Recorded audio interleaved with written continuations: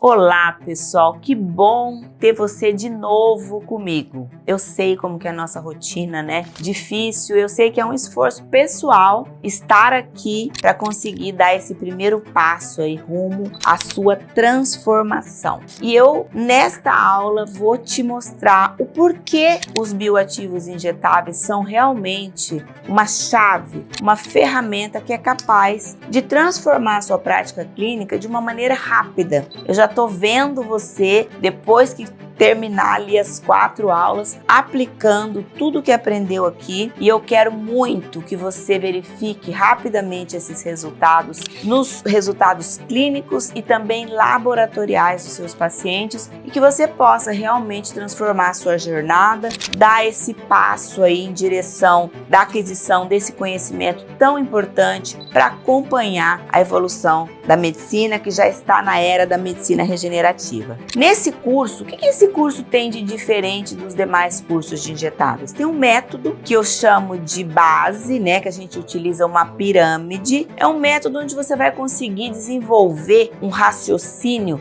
para montar um protocolo específico para aquele paciente, baseado ali no inflamograma dele, também no quadro clínico, nos resultados laboratoriais, onde você vai ver o que pesa mais, se é o estresse oxidativo, inflamação, desnutrição celular, etc. E aí você vai ficar autônomo nos injetáveis, você não vai mais ser refém de protocolos prontos que as farmácias montam e que muitas vezes, se você já experimentou, não funcionaram tão bem aqui. Você vai entender o porquê que às vezes não funcionou, porque faltou fazer exatamente isso, a base da pirâmide, tá? E aí, pessoal, eu quero que realmente no final dessa apresentação você seja capaz de já no dia seguinte começar a desenvolver esse raciocínio, montar esses protocolos personalizados e colher os frutos que eu colho na minha prática clínica e que os meus alunos aí também colhem, transformando de uma maneira muito positiva a sua prática de resultados, a sua prática de prosperidade financeira e tudo mais que você queira. E quando eu falo em transformar vidas, é sobre isso que eu estou falando. É sobre pensar fora da caixa, enfrentar desafios e críticas. É sobre aquela felicidade sem tamanho de poder largar o plantão para ficar com seu bebê em casa. É sobre aquela satisfação de realmente ver que o resultado está acontecendo com seus pacientes. É sobre comemorar aniversários negativos. Todos esses depoimentos são de médicos que viram as suas vidas transformadas em todos os sentidos. Quando você tem uma prosperidade financeira,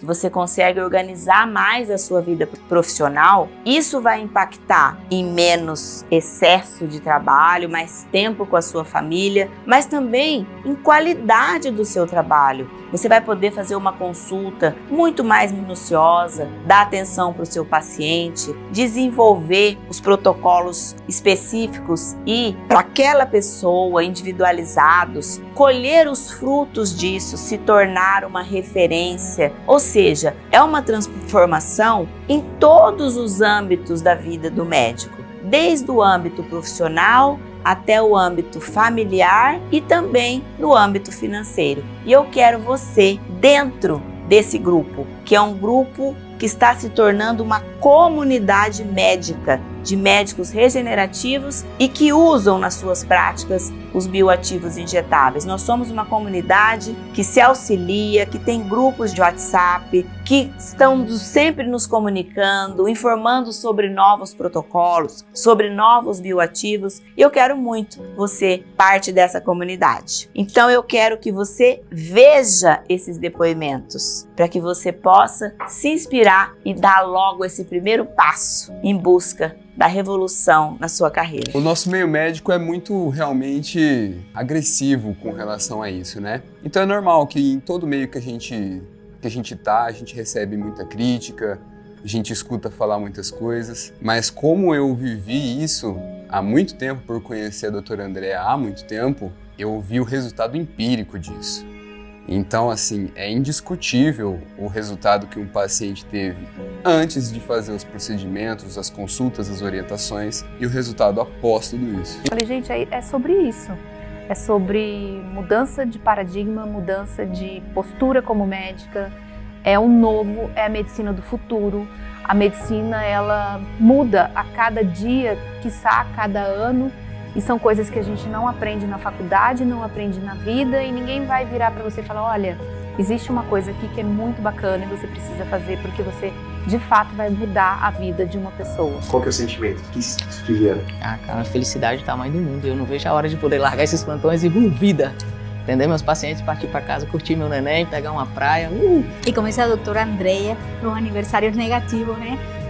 Então, para mim isso ha sido a maior conquista e também, obviamente, eu tenho mais liberdade, né, desde o ponto de vista de poder estar mais com minha família, do ponto de vista financeiro, é uma liberdade também. Vamos lá então? Eu vou fazer uma breve apresentação para você que você entenda o porquê os bioativos injetáveis realmente podem transformar de uma forma eficaz e rápida a sua prática clínica e como você vai montar essa pirâmide aí para que você tenha realmente resultados. Bom, a partir de agora eu quero que você entenda o porquê os bioativos injetáveis têm realmente esse poder transformador na nossa prática clínica e também como que eles podem fazer isso de uma forma rápida e eficiente. Eu quero começar essa aula com esse artigo de 2024, onde eles fizeram um estudo com pacientes com Alzheimer. Um grupo seguiu tratamento normal, medicamentoso, cartesiano, e o outro grupo recebeu uma suplementação e também algumas mudanças no estilo de vida, como a prática de exercícios físicos e uma alimentação mais saudável. O grupo de intervenção, que mudou o estilo de vida e recebeu a suplementação, recebeu ômega, coenzima Q10, B12, magnésio treonato, polivitamínico, Lion's Mane, que é um cogumelo, vitamina C e probióticos. Eles esperavam que esse grupo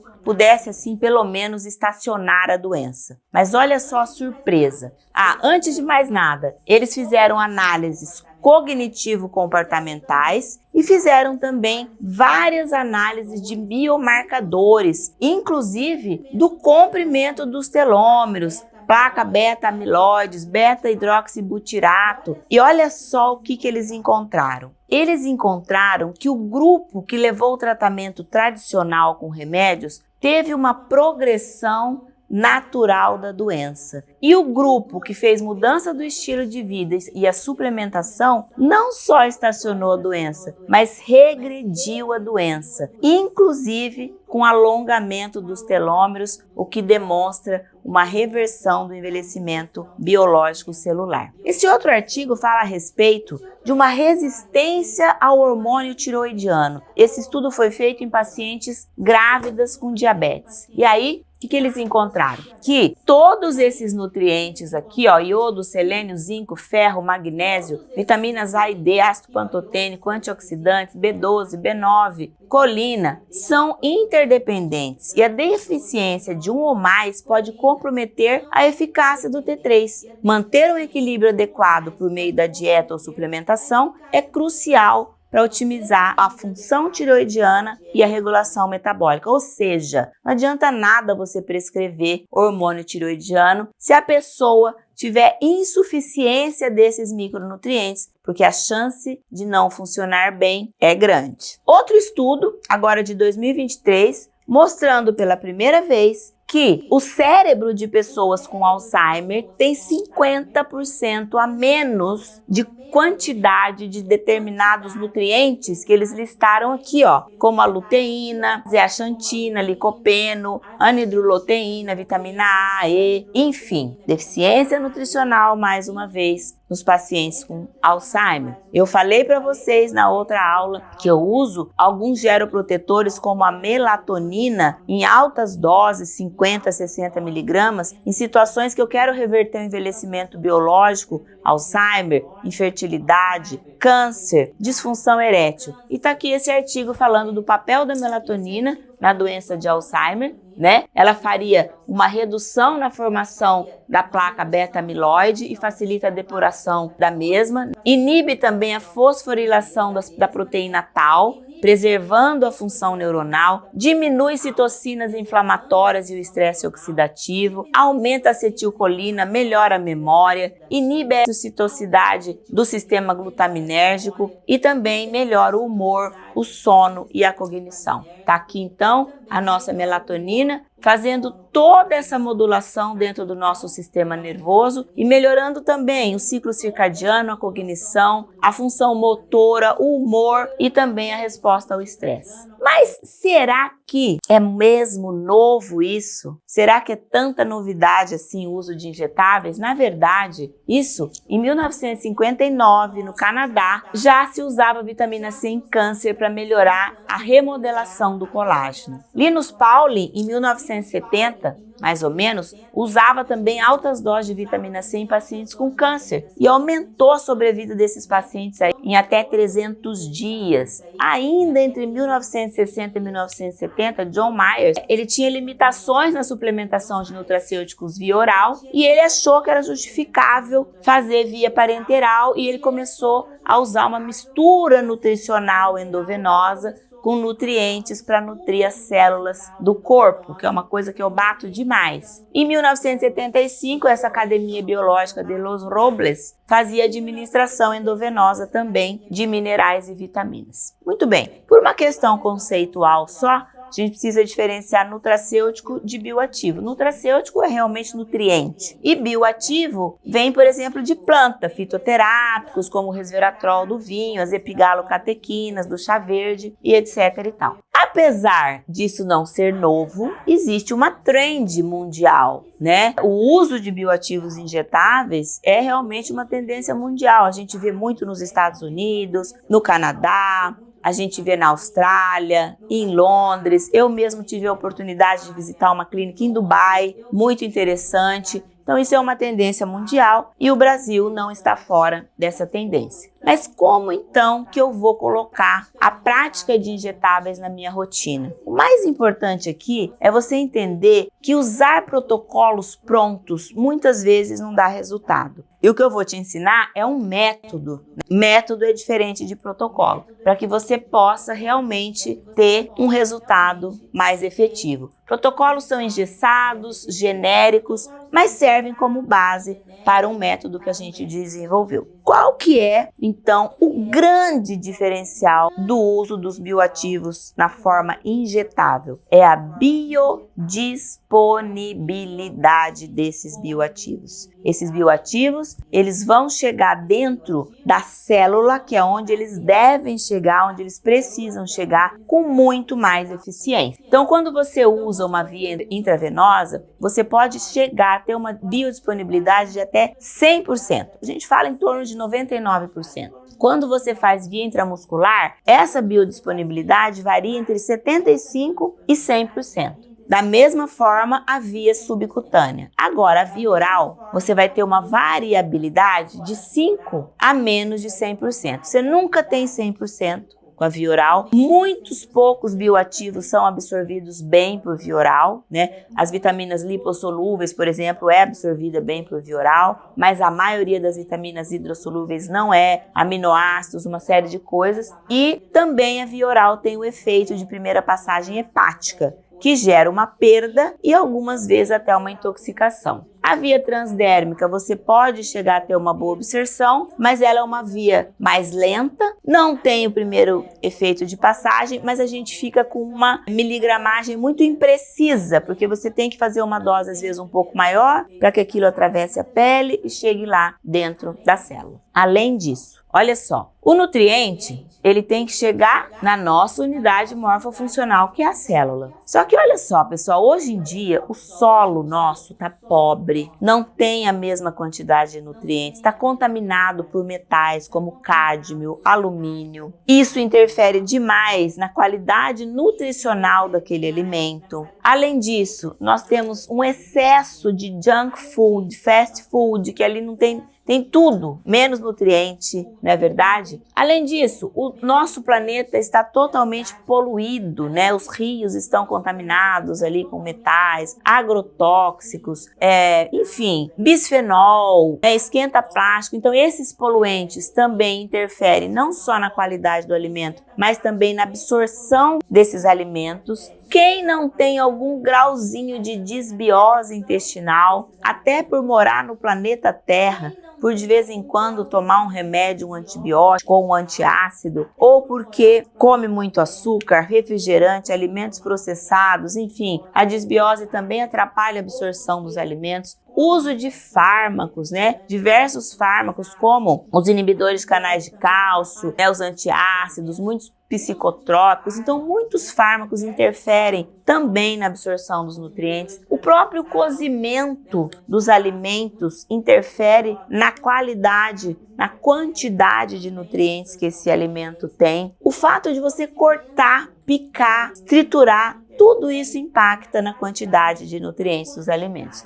Consumo de álcool, estresse, né? Não vou nem falar nada, quem não tem algum grau de estresse hoje em dia, não é mesmo? E eu não sei se vocês sabiam, mas os oligoelementos, minerais e vitaminas podem ser inativados pela utilização de pesticidas, né? Principalmente aqui os glifosatos, que é captador de muitos metais e chega a permanecer no solo durante 20 anos. E aí, isso é a quantidade de vitamina C que tinha em 1960 numa laranja. Para que você tenha essa mesma quantidade, você vai precisar de tudo isso aqui de laranja. No caso do ferro na carne, antes um bifinho, agora 2. No caso de cálcio aqui num brócolis, agora você precisa de 3. Então, realmente, toda essa contaminação do nosso planeta, esse solo super utilizado, fez com que a quantidade de nutrientes nos alimentos diminuísse significativamente. E aí, quando você prescreve esses nutrientes na forma de cápsulas, você não realmente vai ter uma absorção muito pífia, e é por isso que você não tem os resultados esperados ali quando você quer nutrir a célula, desinflamar o paciente, corrigir uma homocisteína alta, enfim, antioxidar esse paciente, porque realmente isso aqui vai se transformar num xixi caro, num cocô caro. É o contrário do que dizem as más línguas, né, que falam que soro é xixi caro. Não, é a suplementação de cápsulas mesmo, é que realmente não entrega como deveria esse nutriente na célula. Só para vocês lembrarem da complexidade do nosso tubo digestivo, né? Então aqui estômago, o que é absorvido no estômago, o que é absorvido no duodeno, no jejum, no ilho, no cólon. Tem muita gente que fez cirurgias abdominais, bariátrica ou algum outro tipo de cirurgia, toma muitos antiácidos ou que tirou a vesícula e não produz mais certos tipos ali de enzimas digestivas, enfim. É muito complexa a digestão e hoje em dia nós temos muitos fatores externos que estão influenciando nisso. Eu gosto demais disso aqui, que é uma citação da Organização Mundial de Saúde, que fala a respeito da fome oculta, onde eles referem a fome oculta como uma deficiência marginal. É uma carência não explícita, não aparente, às vezes a pessoa até obesa, de um ou mais micronutrientes no organismo, sendo atualmente identificada como o problema nutricional mais prevalente no mundo. Nesse estado, os estoques de vitamina e minerais diminuem silenciosamente, sem apresentar nenhum sintoma, os quais ficam evidentes só quando o estágio mais grave da deficiência é instalado, ou seja, a doença. Gente, isso é sério, isso é profundo, isso é urgente. Esse é um artigo que começa já a trazer, né, o que a via realmente injetável é superior. Neste caso, é um artigo falando sobre a suplementação da vitamina D em idosos, né, porque os idosos têm já uma dificuldade de absorção. E eu quero trazer para vocês que quando a gente fala em via injetável, a gente está falando em via endovenosa, intramuscular, subcutânea, né? Mas a gente usa mais endovenosa e intramuscular e eu quero falar um pouquinho dos prós e contras aqui. Endovenosa é a mais rápida, mais eficiente, é onde você tem a possibilidade de entregar praticamente 100% dos nutrientes dentro da célula, mas também você pode ter mais riscos de complicações. Permite usar muitos ativos, mas aqui eu escrevo cuidado, porque eu sou uma pessoa que não gosta de soros com muita coisa, como eu falei para vocês, a gente precisa de estratégia, a coisa precisa fazer sentido fisiológico, né? Tem alguns ativos, como o triptofano e o zinco, que em excesso pode dar cefaleia. Algumas combinações empíricas, se você for desavisado, pode não ser boas. Você tem que saber, por exemplo,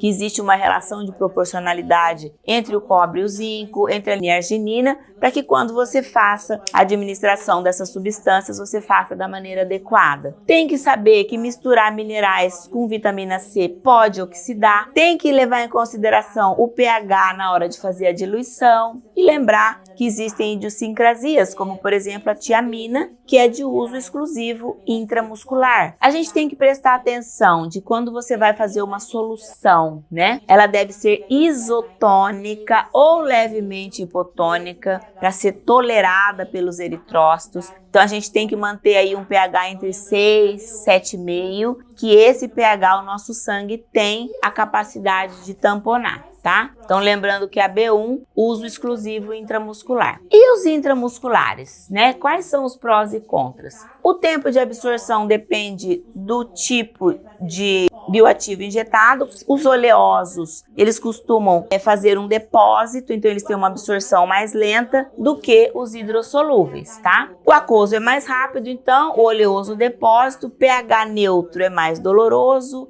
pH alcalino ou ácido, você pode ter dor na aplicação, né? pH tem que estar ali no mínimo 4,4 e no máximo 8,5, senão você pode causar aí congestão, edemas, processos inflamatórios. E aqui os locais que a gente pode fazer a aplicação, sendo que a gente prefere sempre na região glútea. Uma coisa muito importante quando você vai diluir bioativos injetáveis para montar num soro que você vai fazer via endovenosa, é você respeitar o pH. Então você tem que pegar cada ampolinha e colocar numa ordem crescente de pH e você vai fazendo a diluição nessa ordem, tá? Jamais aleatoriamente, para evitar as complicações e as instabilidades. Então, existem incompatibilidades físicas que podem acontecer, essas são visíveis. Você pode ver ali precipitação, aglomeração, nebulosidades, mudanças de cor, né, espumas, mas existem as incompatibilidades químicas que não são visíveis.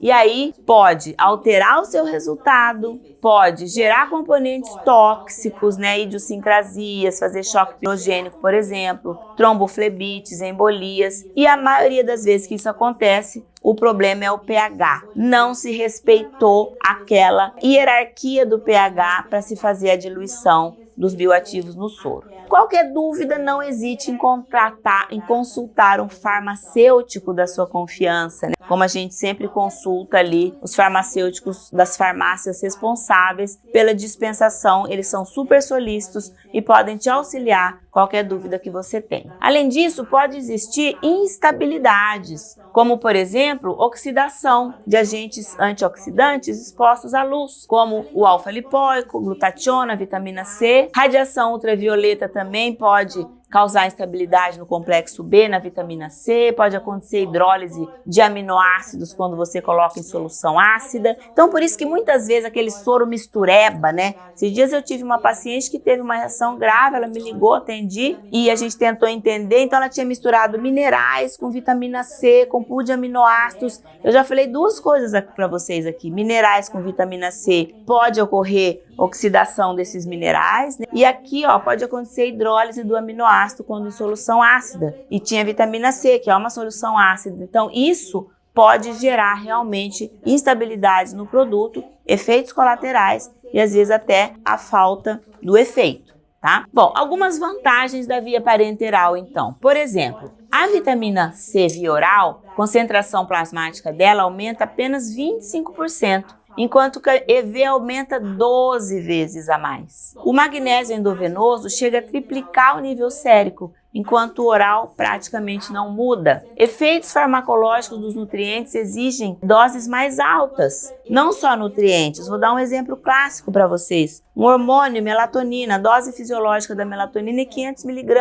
à noite. Quando eu quero um efeito terapêutico, eu chego em 50 mg. Vitamina C, se eu quero um efeito farmacológico, oxidante, por exemplo, eu preciso de doses mais altas, 10, 15 mg. O efeito antiviral da vitamina C, eu acabei de falar, ó, níveis séricos de 10 a 15 miligramas, tá? Para destruir a estramina, cerca de 88 miligramas, para câncer também. Então, tudo isso são vantagens que a gente consegue fazer essa dispensação também da dose adequada, com níveis séricos melhores. E lembrando que o importante do nutriente não é nem no nível sérico, é na célula, né? A terapia endovenosa, então, ela provê uma concentração maior na célula do que no plasma, que é o que importa. E é onde eles fazem efeito. A administração intravenosa dos nutrientes produz um aumento acentuado e oferece uma oportunidade para que as células enfermas, desnutridas, absorvam o nutriente contra um gradiente de pressão menor. E com o tempo, essas células vão repetidamente sendo inundadas por esse nutriente e aí elas vão ficando nutridinhas e você pode até espaçar, fazer intervalos maiores ali desses soros de nutrição celular. Atenção, favismo, que é a deficiência da glicose 6-fosfato desidrogenase. Esses pacientes têm risco de fazer hemólise, anemia,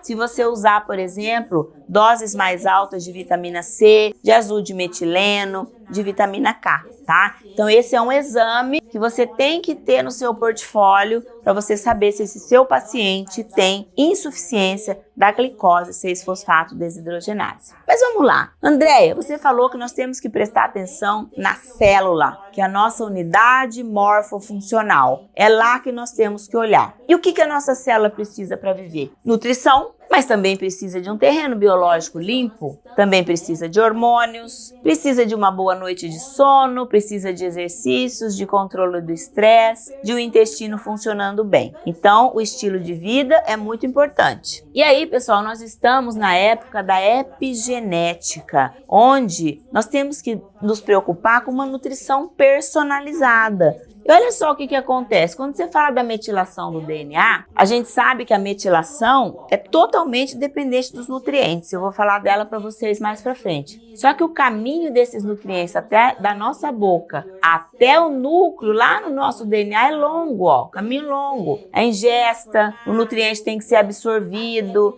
tem que ser transportado no sangue até o interior da célula, tem que ser metabolizado, tem que ser transformado até que ele possa realmente fazer a metilação acontecer. Muito bem. Isso é uma recomendação, é um artigo até relativamente recente, onde ele recomenda a monitorização regular do status de micronutrientes da população, porque existe um alto risco de deficiências de múltiplos micronutrientes, principalmente em mulheres grávidas, e que a maioria dos programas visa, para melhorar os status de micronutrientes, visa apenas iodo, ferro e vitamina A, e no entanto tem uma alta prevalência aí de zinco, vitamina D, tiamina, dentre outros aí muito importantes, tá bom? E olha só quais os nutrientes que interferem no nosso genoma. Olha só, vitamina C, vitamina E, folato, B12, B6, niacina, zinco, ferro, magnésio, manganês, cálcio, selênio, praticamente todos. O que eu tô querendo mostrar para vocês é a importância da nutrição celular. A nutrição celular precisa de todos os nutrientes. A nutrição celular precisa de todas as vitaminas da família B, que são 8, da vitamina C, dos pool de aminoácidos essenciais, dos minerais todos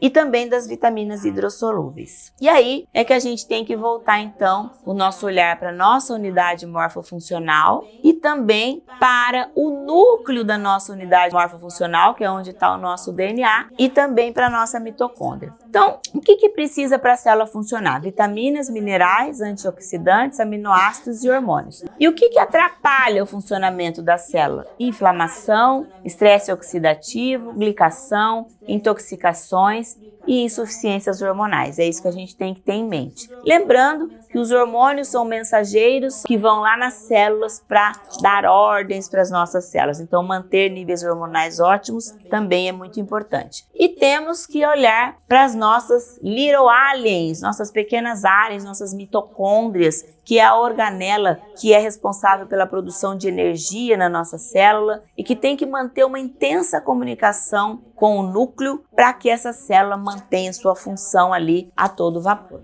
Tá? Esse aqui é o nosso mapa do metabolismo, bem bonitinho, colorido, mas esse aqui é o verdadeiro, tá? tá? E quando a gente pensa em nutrição celular, muitas vezes a gente tem que dar uns zooms aqui para entender o que está acontecendo naquela via metabólica que eu preciso melhorar, quais são os nutrientes e cofatores que estão envolvidos ali para que eu possa suplementar de uma forma personalizada. E quando a gente fala em saúde e metabolismo, a palavra é equilíbrio. Tudo que falta é ruim, mas o excesso também é ruim. Então, por que você está falando isso, André? Também vejo muito excesso por aí. Eu já vi gente fazer 10 soros de alfa-lipóico seguidos e a gente tem artigos demonstrando que o excesso de alfa-lipóico explode a mitocôndria. Então, por isso que o uso de bioativos injetáveis exige conhecimento de fisiologia, de bioquímica, da pirâmide que eu vou mostrar para vocês e bom senso. Quando a gente fala que vai nutrir a célula, né, a gente tem que pensar onde é que nós estamos colocando esse nutriente, né? O que adianta eu pegar esse peixinho aqui tão precioso e colocar dentro desse aquário sujo? O que vai acontecer com ele? Ele vai adoecer. Então,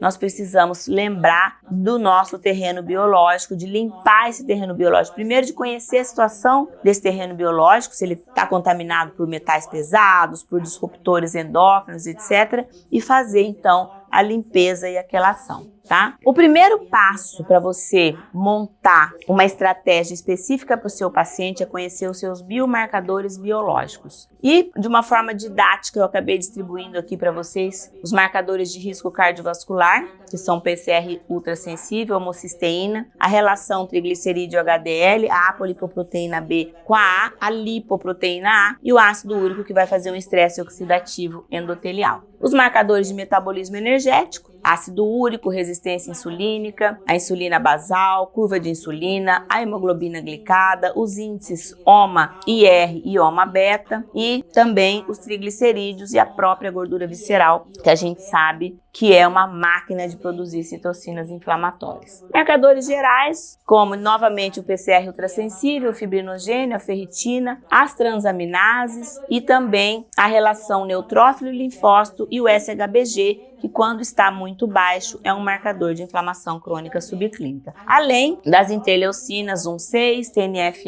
TNF-alfa, interferon gama e interleucina 1-beta. E por último, os marcadores de estresse oxidativo, que é o próprio ácido úrico, né, a gama-GT, o malonaldeído, que indica peroxidação lipídica e com alto risco de doença cardiovascular, e também a superoxidismutase, que é uma enzima ali na primeira linha de defesa antioxidante, e a própria glutationa, que a gente tem como dosar também. Mas eu acredito muito que se o básico não for bem feito, o avançado não tem efeito. Então, quando a gente fala de inflamação crônica subclínica, essa imagem me vem à mente. A gente nunca sabe onde começou. Pode ter sido na gordura visceral, pode ter sido no intestino, pode ter sido a partir de uma resistência insulínica, de um ácido úrico alto, de qualquer um daqueles biomarcadores, pode ser um efeito disparador para essa inflamação crônica subclínica que fica retroalimentando ali os outros biomarcadores. Quero contar essa história para vocês desse paciente, que era um paciente, como vocês podem ver, obeso, extremamente inflamado, né? Tem uma história de vida aí de anos tentando emagrecer, fazendo dietas, engorda, emagrece, reganho. Apesar disso, ele sempre praticou esporte, tinha uma alimentação ruim, uma fadiga muito grande, né? Muito sono, sensibilidade ao frio, uma série de coisas que são muito comuns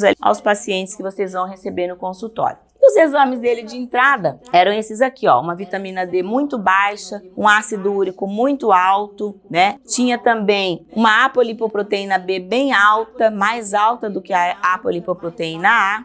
Também um colesterol alto, cortisol, também tinha um DEA, o DEA até que estava razoável, tinha um fibrinogênio muito alto, uma gama-GT muito alta, glicemia de jejum muito alta, enfim, ele era totalmente uma homocisteína de 15, todos os marcadores inflamatórios dele praticamente eles eram alterados, tá? Aqui ainda um LDL bem alto e depois eu vou mostrar para vocês, depois da intervenção que a gente fez com bioativos injetáveis, em 8 semanas, como é que ficaram esses biomarcadores, tá? tinha aqui um hipotireoidismo, né, um TSH alto, um SHBG baixo, indicando também inflamação crônica subclínica, uma testosterona bem baixa aqui de 268 para um paciente tão jovem, tá? Muito bem, depois a gente vai ver tudo isso junto. Queria que vocês entendessem que a nutrição celular é importante para todo o funcionamento do nosso corpo. É importante, por exemplo, no caso de uma tireoidite de Hashimoto, para produzir a glutationa, que é um grande antioxidante.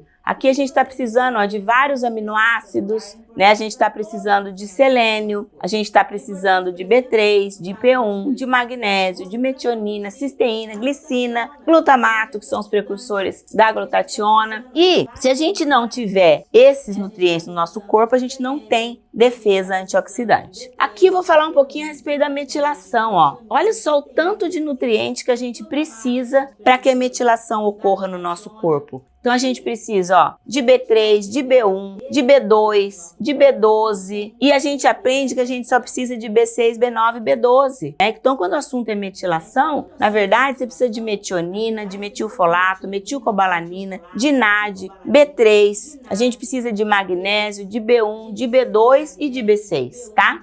Por isso que muitas vezes, quando você tem uma homocisteína alta e quer baixar essa homocisteína, e você vai lá e faz aquele trio metilador, B6, B9, B12, e essa homocisteína não abaixa. Porque, na verdade, a gente precisa de muito mais do que isso, e depois, mais pra frente, um pouquinho, nós vamos falar da via da transsulforação, porque homocisteína é um desafio na nossa vida, mas que muitas vezes, com um soro de nutrição celular, você consegue baixar a homocisteína. Na verdade, muitas vezes a homocisteína está alta porque faltam os nutrientes que a célula necessita para metilar e aí acaba acumulando homocisteína. Então tá aqui, ó, a homocisteína ou ela vai para a via da remetilação, que é essa que eu acabei de mostrar para vocês, mas ela também pode ir para a via da transsulfuração, onde ela vai transformar a cisteína em glutationa. Então, muitas vezes, quando falta, por exemplo, os aminoácidos precursores da glutationa, como a N-acetilcisteína e a glicina, acaba sobrando homocisteína também. Então, quando você suplementa todas aquelas vitaminas da família B, o magnésio, para a via da remetilação, e mesmo assim a homocisteína não baixa, você tem que pensar na via da transsulforação. E às vezes você acrescentando uma N-acetilcisteína, uma glicina, às vezes até a própria glutationa, você consegue baixar essa homocisteína. Ainda, no caso da metilação, existe uma enzima chamada metileno tetrahidrofolato redutase, que ela pode ter vários polimorfismos. E aí, nesse caso, fica mais difícil a via da remetilação. E quando esse teu paciente tem algum polimorfismo, você precisa suplementar uma dose maior de vitamina B2, porque é essa vitamina B2 que faz essa enzima funcionar. Então vejam como é importante. Eu mostrei dois exemplos para vocês. Eu mostrei o exemplo da metilação, né, que a gente fala da remetilação e da transsulfuração, e mostrei o exemplo para vocês de uma tireoide inflamada que precisa da glutationa lá para se antioxidar, e que se você não tiver os nutrientes, isso também não vai acontecer. Mas isso é tudo no nosso corpo. Todas as vias metabólicas, todas as vias de defesa, todas as vias de funcionamento são dependentes dos nutrientes, tá? Muito bem. E a metilação, então, ela atua como um braille molecular que regula a estrutura e expressão genética. Então, é uma via extremamente importante. Normalmente, é uma via silenciadora de genes que participa da diferenciação celular e da herança epigenética. É muito importante, inclusive, no desenvolvimento embrionário de um bebê. Então, manter uma mãe gestante, se você é obstetra, por exemplo, com uma homocisteína ótima, é indispensável para a programação epigenética deste feto, desta criança. Porque uma metilação ruim pode reprogramar o epigenoma desde as células germinativas até a própria embriogênese, certo? Muito bem. E o controle dessa metilação, ele vai interferir até na idade biológica celular deste bebê, que é uma coisa muito importante, tá bom? Então ele tem impactos ali ambientais, transgeracionais, enfim. Metilação e manter níveis de homocisteína ótimos são fundamentais, e para isso a gente precisa de uma coisa muito simples, que é entender de nutrição celular e também da via ali da glutationa, que fala a respeito de homeostase oxidativa. O que eu chamo de nutrição celular? Qual que é o meu soro de nutrição celular? É exatamente esse. Nós temos um pool de minerais, onde nós temos selênio, zinco, magnésio, cromo, cobre e manganês. A família B, B1, B2, B3, B5, B6, B9, B12 e o pool de aminoácidos essenciais e mais a vitamina C. Esse é o nosso soro nutricional. Tá aí o nosso soro nutricional com todas as doses e normalmente a gente faz como? A gente faz um primeiro soro de 250 ml com todas as vitaminas da família B, sendo que a B1 tem que ser intramuscular. E a gente faz um segundo soro, o pool de minerais, junto com o pool de aminoácidos, certo? Muito bem. E aí, nutrimos a célula, né? Qual que é o próximo passo agora? O próximo passo agora é olhar para a nossa pirâmide, que é aquela base que eu falei para vocês. Então, quando a gente pensa em pirâmide, a gente tá aqui, ó, nutrição celular, terreno biológico, inflamação, metabolismo energético e oxidação. Nesse ponto aqui é que a gente vai olhar para todos aqueles marcadores que eu falei para vocês lá no começo que a gente tem que pedir. Então, você vai analisar se esse teu paciente está mais. O que está pior nele? É o metabolismo energético? É a parte de insulina, índice beta, ácido úrico? Ou ele tem mais risco cardiovascular? Ou ele tem mais uma inflamação genérica com PCR, fibrinogênio, transaminases, gordura visceral alta? Isso é importante para você priorizar aqui na sua pirâmide o que você vai fazer para o seu paciente. O muito importante aqui é o seguinte: você nunca deve pular etapas. Então não adianta o paciente chegar na sua clínica porque quer emagrecer e você fazer um soro de ativação metabólica, vai fazer um soro ali para resistência insulínica, se você não fez ainda essa base, que é nutrir a célula, limpar o terreno biológico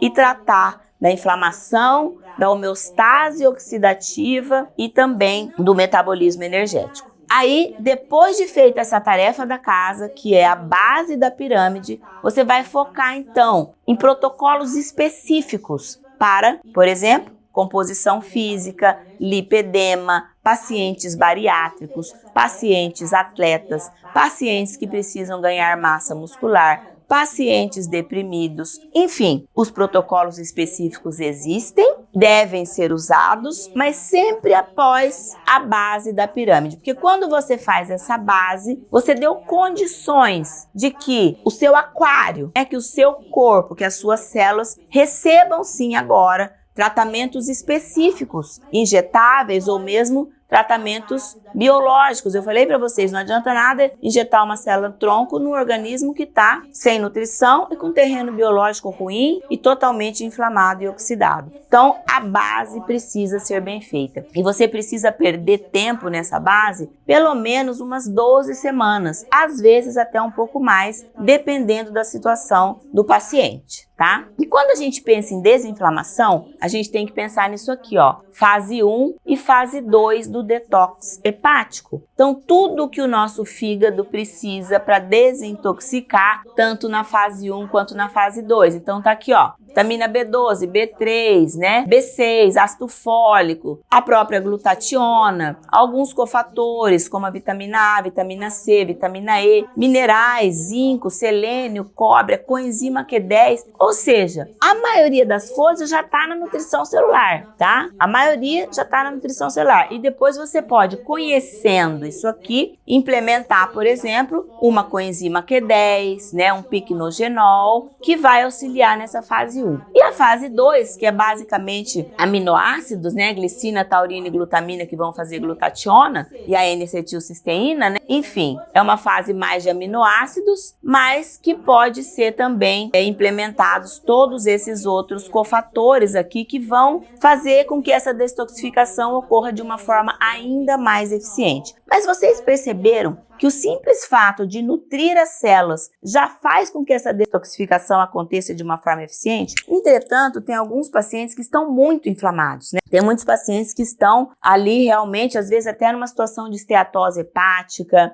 todas as transaminases elevadas, também está no estresse oxidativo. Então, às vezes, apenas nutrir a célula não vai ser suficiente, a gente precisa traçar uma estratégia diferente. Por isso que nos protocolos especiais, nós temos ali soro hepático 1, que visa essa fase 1 do detox hepático, soro hepático 2, que visa essa fase 2 do detox hepático, já com alguns cofatores importantes. E a gente tem que lembrar que inflamação e estresse oxidativo estão sempre muito linkados. É lógico que todo paciente sempre tem um perfil mais inflamatório ou mais oxidativo, mas mesmo o muito oxidado está um pouco inflamado e o muito inflamado está um pouco oxidado. E tem alguns pacientes que estão muito inflamados e muito oxidados. Por que eu estou falando isso para vocês? Porque enquanto desinflamar é basicamente nutrir as células, né, e dar um apoio mitocondrial, trabalhar com homeostase redox, né, trabalhar com estresse oxidativo, é necessário então que a gente entenda um pouco mais da medicina redox atual, que a gente passou anos fazendo antioxidantes,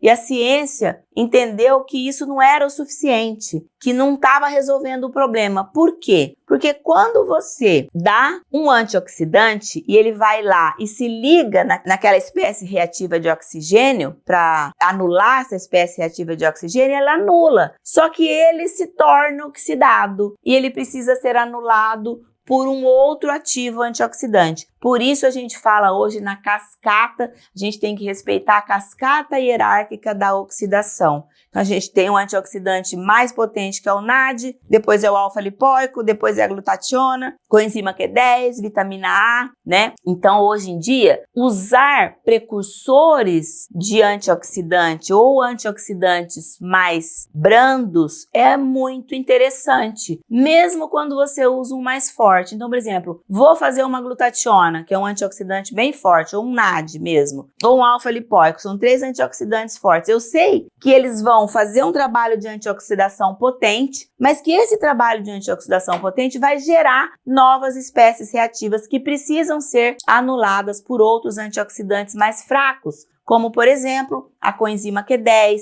a N-acetilcisteína, a própria melatonina, também vitamina E, vitamina C. Então, precisamos, sempre que usamos antioxidantes mais fortes, paralelamente usar antioxidantes menores para que a gente realmente faça uma homeostase redox eficiente, tá? Não basta sair fazendo, como eu falei para vocês, 10 sessões de alfa-lipoico, você vai explodir as mitocôndrias e esse paciente às vezes vai ficar mais oxidado do que ele estava. Quando a gente fala em nutrição celular, terreno biológico, várias coisas a gente tem que pensar. Ó. Quais são os bioativos que vão ajudar na inflamação? Tá? Então, cúrcuma é um grande bioativo que ajuda na inflamação. O próprio alfa-lipoico, eu costumo dizer que ele é um limpezeiro do nosso corpo, além de ser um quelante. Então, quando você faz um alfa-lipoico, você está quelando metais, você está fazendo uma limpeza do terreno biológico, ele é um ótimo quelante. A gente precisa do soro nutricional, que eu já falei para vocês,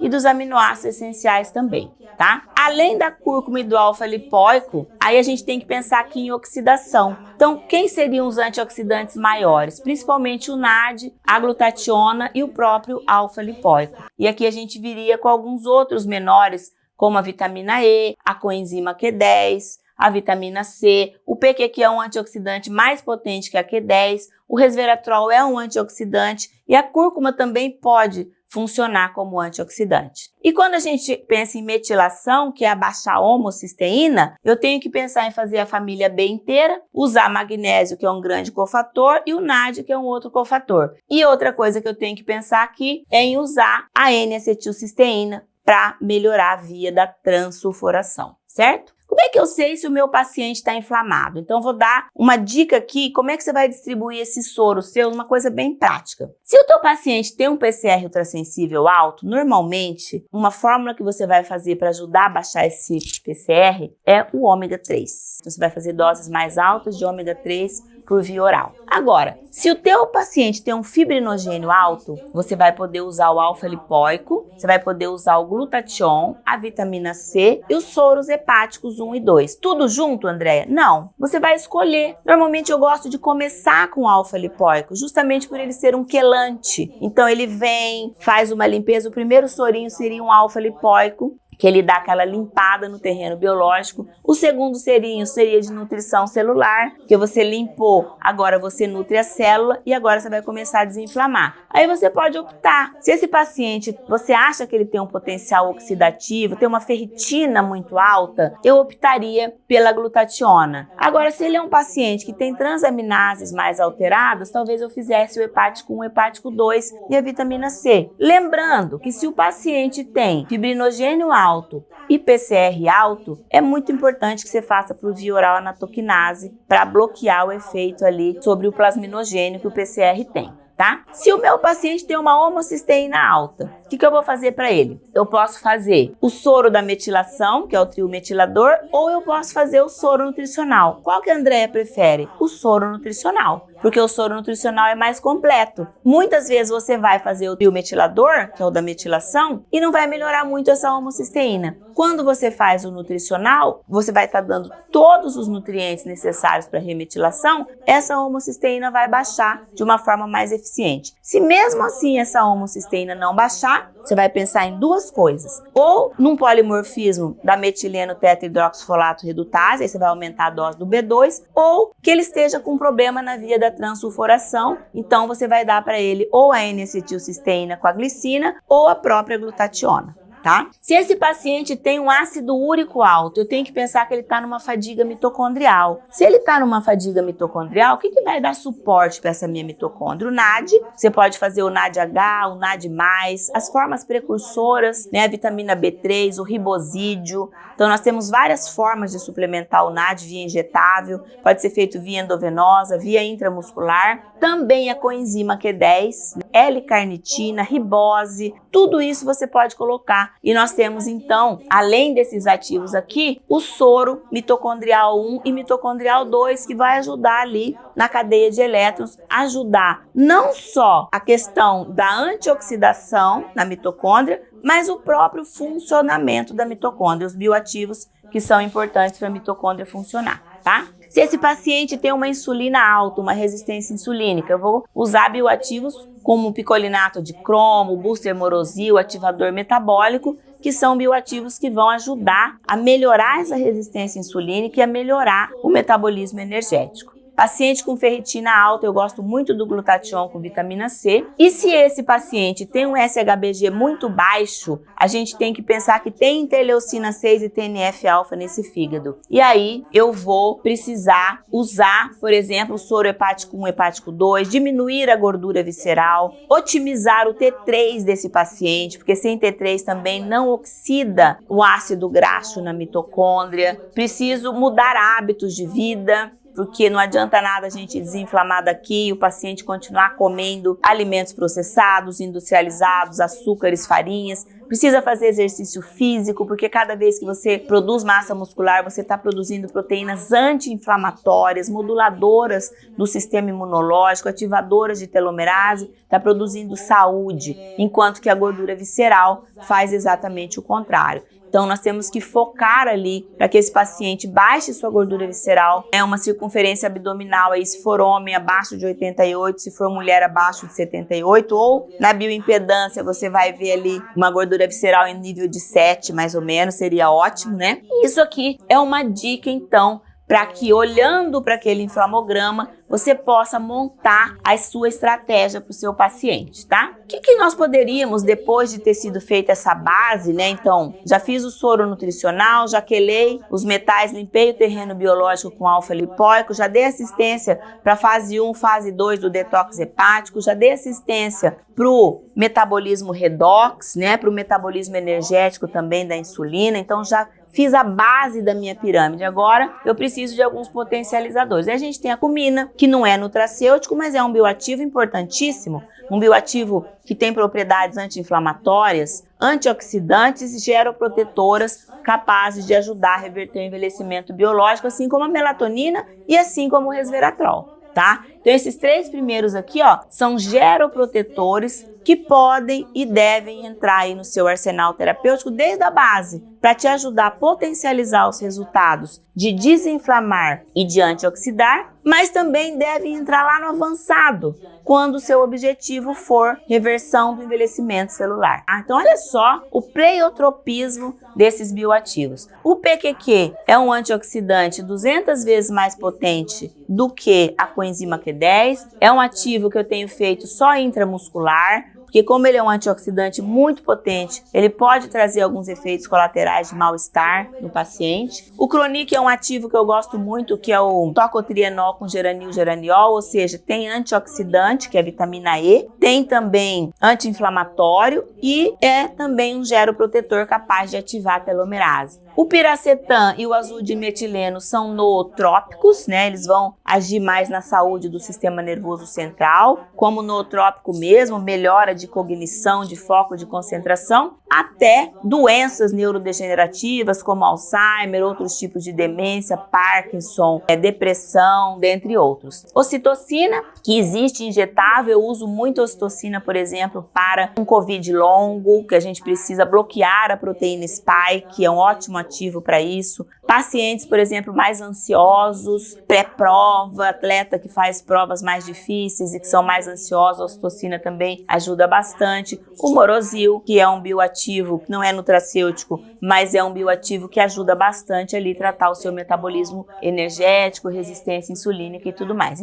Então, feita a base, você vai para as particularidades, né? Você vai saber se esse paciente precisa aumentar a massa muscular, se ele tem um problema de fertilidade, se você precisa melhorar a idade biológica dele, se você precisa melhorar o sistema imunológico, se ele tem uma doença autoimune, aí sim você vai para os protocolos específicos, mas só depois de ter feito essa base, tá? O que foi feito para aquele nosso paciente lá? Ó? Foi feito um alfa-lipóico na semana 1, junto com a aplicação de uma ADEC, que é a vitamina A com a D e com a K2, certo? Na dose de 600 mil unidades. Na semana 2 ele tomou um soro de nutrição celular. Na semana 3 ele tomou um glutatión com vitamina C e fez um detox hepático 1. Na semana 4 ele fez o hepático 2. Na semana 5 ele fez um antifadiga mitocondrial com NAD e com coenzima Q10. Depois na outra semana ele fez um antifadiga mitocondrial 2. E na semana 6 ele fez 50 mg de melatonina. Na semana 7 ele fez um outro soro de nutrição celular. Semana 8 ribosídeo. Semana 9 glutatión com vitamina C, semana 10 ribosídeo, semana 11 outro alfa-lipóico e semana 12 outro nutrição celular. E ele fez cúrcuma uma vez por semana por 6 semanas consecutivas, tá? Muito bem. E essa foi a evolução do nosso paciente. Ele teve um emagrecimento grande, que eu vou mostrar a bioimpedância dele para vocês depois. Isso aqui foi o que eu fiz para ele, queria mostrar o resultado dos exames. Então, ele tinha uma vitamina D de 21, que foi para 84, depois 70. Um ácido úrico que foi de 5,6 para 4 para 3,8. Depois ele tinha um alumínio de 17, que foi para 3,3 para 3,9. Uma apolipoproteína A, ó, A e B, era 132 e 118, 95 e 99, e aqui ele inverteu. Ele está com 116 de A e 82 da B. Né, uma relação ideal aqui. Ele baixou o colesterol de 287, 219, 177. Ele tinha uma ferritina de 277, foi para 154 e 115. Fibrinogênio de 400 para 410 para 344, ainda não é ótimo, mas já melhorou bastante. A glicemia de jejum dele, que era de 106, foi para 96 e 94. Tinha uma glicada de 5,7, que foi para 5,6 e 5,3, uma homocisteína de 15,8 para 13,4 para 10,1. Tinha um PCR de 12,8, que foi para 8, que foi para 4. Tinha uma testosterona de 268, 454 e 409. Até aqui eu não tinha feito testosterona para ele, ele teve esse aumento só pela desinflamação e emagrecimento. A partir desse ponto, como eu comecei a fazer hipertrofia, eu fiz a migração do emagrecimento para hipertrofia, aqui eu comecei a suplementar testosterona 100 mg uma vez por semana, até fizemos ali por vários meses. O triglicerídeo dele baixou de 193 para 122 para 100 e o TSH de 3,6 para 0,98 para 1,7. Esse tipo de resultado tão rápido a gente só consegue com bioativos injetáveis. Não se desinflama uma pessoa dessa maneira em 90 dias sem o uso de bioativos injetáveis. Então tá aqui as duas bioimpedâncias dele. Ele tinha uma gordura visceral de 20, ele perdeu 30 quilos de gordura, a gordura visceral passou de 20 para 9. Ele teve até um ganho de massa muscular, aqui eu já estava fazendo testosterona, até aqui eu acredito que não, né? Comecei a fazer no meio do caminho, mas ele começou, é muito importante no emagrecimento fazer essa hipertrofia depois. Então ele transformou a bioimpedância dele, tem aqui bastante massa muscular, ainda precisa perder alguns quilinhos aqui, mas ele realmente teve uma transformação grande na vida dele. E isso, pessoal, é o que você vai ter na sua prática clínica, fazendo essa base da pirâmide. Você vai ter esse resultado em 3, 4 meses. É muito rápido. Logicamente que o paciente precisa mudar hábitos de vida, né? Porque senão você fica fazendo assim na balança, você desinflama de um lado, ele inflama do outro. Então a gente precisa ir conversando com o paciente para ele mudando os hábitos alimentares, fazer exercício físico, tudo isso também tem um peso nesse processo. Mas os bioativos injetáveis, com essa entrega dentro da célula, que é onde o bioativo tem que agir, e dessa maneira inteligente, onde você pensa primeiro no terreno biológico, na nutrição celular, na fase 1 e fase 2 do detox hepático e também na homeostase redox, quando você gasta 90 dias fazendo isso, você realmente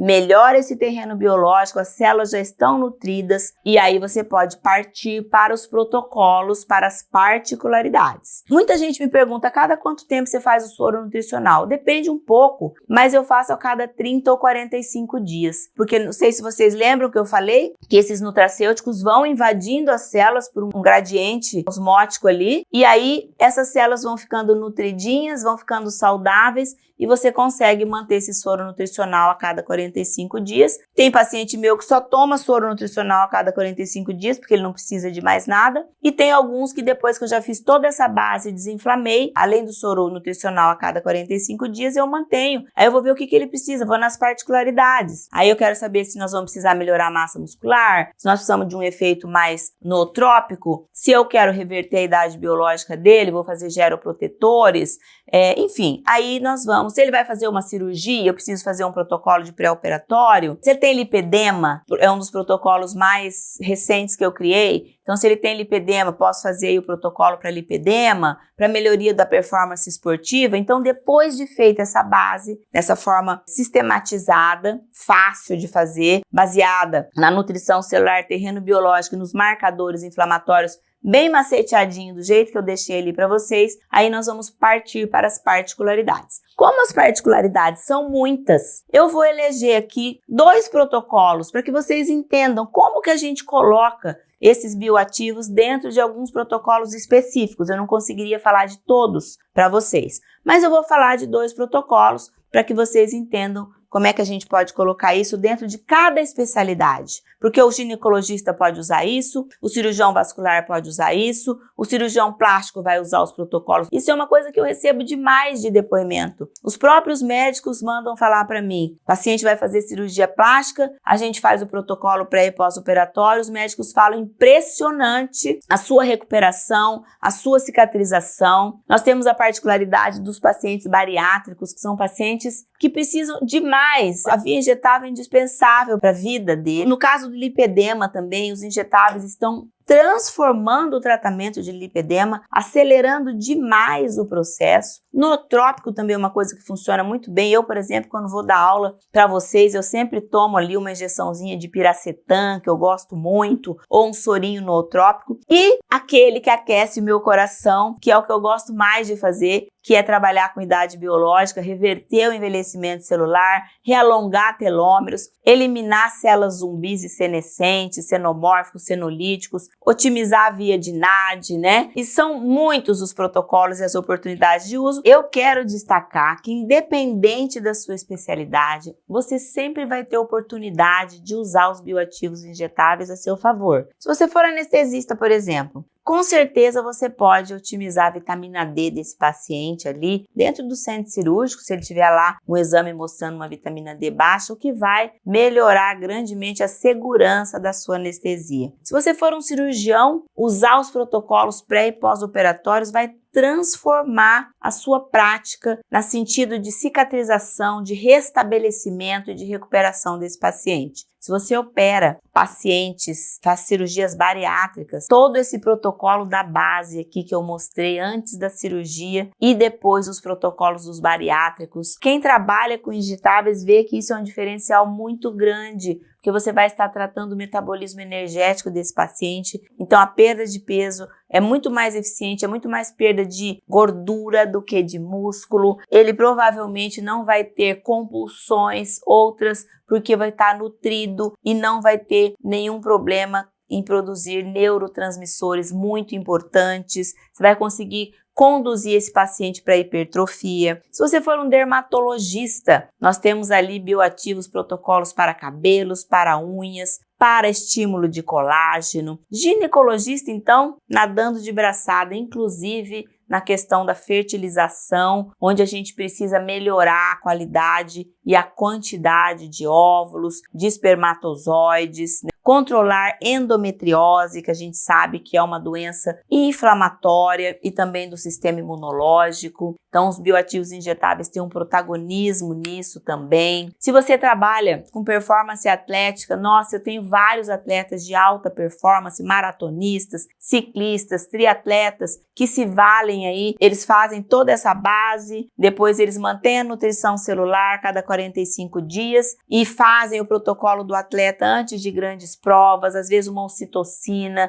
para controlar ali a ansiedade, mantém o ciclo de reconversão do NAD, ou seja, a comunicação entre núcleo e mitocôndria e a mitocôndria funcionando bem, a nossa usina. Enfim, se você é ortopedista, meu marido mesmo é ortopedista, olha, transforma, porque você quando desinflama um paciente, traz esse paciente para um metabolismo redox ok, nutre a célula, trata o terreno biológico, às vezes esse paciente se livra da cirurgia e às vezes quando ele precisa da cirurgia o resultado é muito melhor, muito mais rápido a recuperação, é livre de complicações, nem antibiótico meu marido usa mais num pós-operatório de prótese de joelho, por exemplo. Se você é reumatologista, endocrinologista, trata de doenças autoimunes, enfim, todas as especialidades podem se valer dos bioativos injetáveis. Esqueci de falar dos pediatras, neonatologistas, né? A gente fala muito em programação fetal, isso é uma coisa importantíssima. Manter a nutrição materna, níveis ótimos de vitamina D, de todos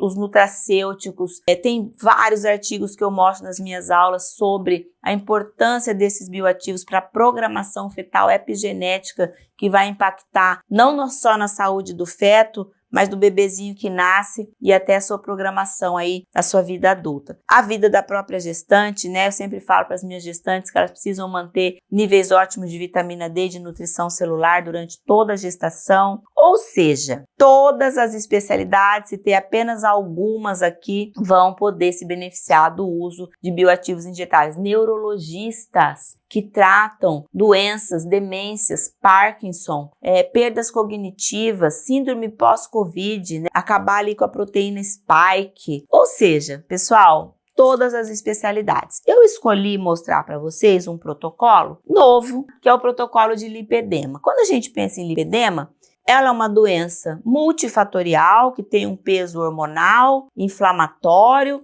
vascular também, né? Mas assim, 100% dos pacientes que têm lipedema têm inflamação. Isso eu não tenho nenhuma dúvida. Então, quais seriam os objetivos desse protocolo? Reduzir a inflamação sistêmica e a localizada na gordura, melhorar a drenagem linfática e venosa também, regular o metabolismo do tecido adiposo, reduzir o estresse oxidativo que está acontecendo nesse tecido adiposo e depois promover a regeneração celular e a integridade tecidual. Então, como agente anti-inflamatórios, a gente propõe aqui a glutationa, o ácido alfa-lipóico e a N-acetilcisteína. Sendo que essa glutationa você pode fazer, eu gosto de 200 a 600 miligramas EV, 1 ou 2 vezes por semana, sendo que se você for fazer intramuscular, a dose máxima é de 200 miligramas, ela é um potente antioxidante anti-inflamatório, então ajuda a reduzir o estresse oxidativo associado ao lipedema. O ácido alfa-lipóico, que é um quelante,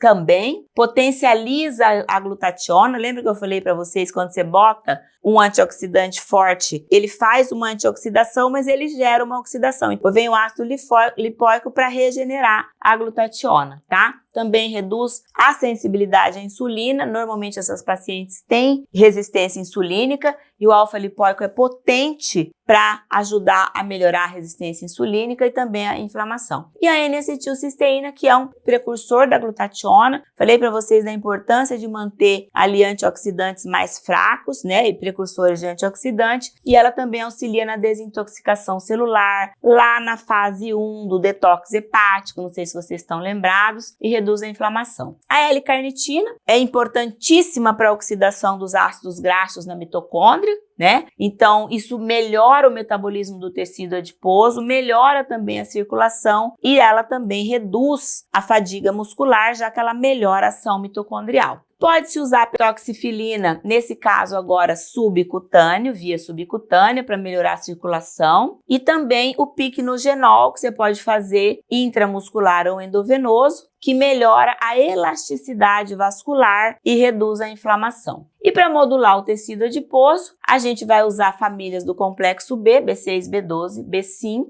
sendo que a B6 auxilia na redução do edema e da inflamação, a B5 apoia o metabolismo lipídico e a B12 melhora a função neural e metabólica e também todo o metabolismo energético, o ciclo de Krebs, etc. E a vitamina D, obviamente, que tem que estar em níveis ótimos, ali entre 80 e 110. É um modulador imunológico, é um hormônio, um transcritor genético. Então, vitamina D precisa otimizar aqui também. E a cúrcuma a gente pode fazer 200 miligramas intramuscular uma vez por semana. Tá? A vitamina C entraria como um antioxidante para reparo tecidual. O zinco como um cofator importantíssimo para a regeneração celular e redução da inflamação e também para a imunidade. A coenzima Q10 para melhorar a produção de energia mitocondrial e diminuir o estresse oxidativo. Poderíamos acrescentar aqui ainda o ribosídeo, porque ele vai fazer a reciclagem do NAD, que é muito importante para o funcionamento das mitocôndrias e para a comunicação entre mitocôndria e núcleo, ativação de sirtuínas, e a acetil L-tirosina,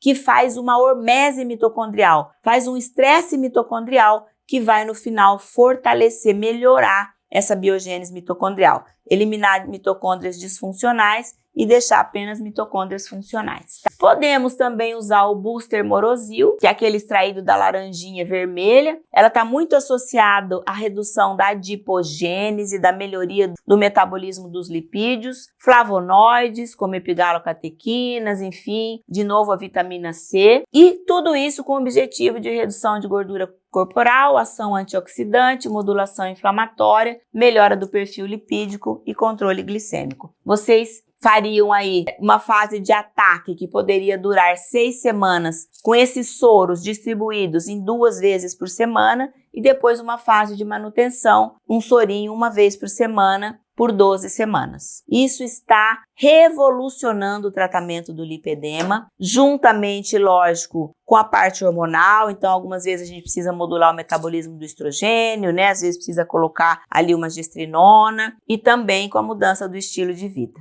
tá? Então, esse é um dos protocolos mais novos que eu lancei, só para mostrar para vocês como é que a gente pensa quando a gente vai montar um protocolo para uma especificidade. E a gente pode montar protocolos aí para qualquer situação, como eu já falei com vocês, tá? Pessoal, olha, fiquei muito feliz de poder ter esse bate-papo com vocês. Então, eu quero que vocês relembrem aqui que se o básico não for bem feito, o avançado não tem efeito. Eu quero que vocês se lembrem aqui por que o injetável tem esse poder tão transformador, né? Porque a biodisponibilidade dos bioativos é praticamente de 100%. porque você consegue colocar mais bioativos. E também quero que você respeite aquela base, que você respeite aquela pirâmide. Então, antes de qualquer procedimento, perca um tempo cuidando do terreno biológico, fazendo as quelações, nutrindo a célula, pensando naquela fase 1, fase 2 do detox hepático, no metabolismo redox e no metabolismo energético. Como é que eu faço isso, André? Olhando para aqueles biomarcadores todos que eu deixei as dicas ali, você vai montar um protocolo de 12 semanas. Lembrando que nesse protocolo não pode faltar nutrição celular. E aí você vai colocar ali agentes antioxidantes, vai colocar anti-inflamatórios, de acordo com aquelas sugestões que eu dei para vocês. E aí, feito isso, você vai poder passar então para as especificações, para a composição física, para os nootrópicos, para a reversão do envelhecimento celular, o lipedema, etc. e tal. Gostaria que cada um de vocês que saíram daqui hoje começassem a implementar isso na sua prática clínica. Eu tenho certeza que se vocês fizerem desta maneira que eu falei, respeitando a pirâmide, fazendo o básico, conhecendo sobre o terreno biológico e nutrição celular, os seus resultados vão aparecer muito rapidamente. Eu mostrei inúmeras evidências científicas para vocês. Evidência científica é o que não falta e evidência clínica também não. Eu tive a minha vida transformada a partir dos bioativos injetáveis, minha vida profissional. Tenho mais de 200 alunos que também tiveram suas vidas transformadas, vida profissional, vida pessoal, vida financeira, com o uso de bioativos injetáveis, e eu gostaria que agora fosse a sua vez de ter a sua vida transformada. E eu acho que você pode fazer isso com total segurança, porque se você fizer da maneira certa, você vai colher os frutos. Esse é um método seguro, eficaz e realmente transformador. Quero que você venha compor conosco essa comunidade de médicos regenerativos e que são médicos que utilizam dessa chave, dessa ferramenta tão poderosa, que são os bioativos injetáveis, e quero que na próxima aula com o Dr. Ian Antonioli você descubra como transformar essa prática num negócio rentável, unindo os protocolos específicos com práticas e técnicas de gestão, de marketing, aprendendo a se posicionar no mercado e tornando-se uma referência real. Você vai se tornar uma referência porque realmente você está entregando o resultado para o seu paciente, ele está enxergando o seu valor, ele está aderindo ao seu tratamento, então ele vai ensinar também técnicas de como fazer esse paciente aderir ao tratamento, ele vai estar indicando você e é por isso que você vai estar se tornando uma referência e se posicionando no mercado e principalmente transformando isso num negócio rentável dentro do seu consultório, da sua clínica, para que esse passo possa transformar a sua vida como um todo, não só a sua carreira, porque a partir do momento que você tem um negócio rentável que não depende da sua hora de trabalho, vai sobrar mais tempo para que você estude, para que você se atualize, para que você curta com a sua família e para que você invista na sua própria saúde, porque você tem que ser o exemplo para o seu paciente, porque o exemplo arrasta. Então, assista a terceira aula, onde você vai aprender agora como aplicar todo esse conhecimento de uma forma prática dentro da sua clínica, como transformar isso em um negócio rentável, como se posicionar, porque foi isso que o Dr. Ian Antonioli fez na minha prática clínica. Eu já era uma médica antiga, professora conhecida, fui pioneira de injetável, mas essa transformação de posicionamento, de retorno financeiro, foi ele que fez na minha prática clínica. Foi ele que me ensinou tudo isso, que fez toda essa implementação na clínica e que transformou o nosso setor de injetáveis, que chama-se Infusion, no setor mais rentável da clínica. Então, não perca a próxima aula e junte-se a nós nessa comunidade próspera de médicos regenerativos.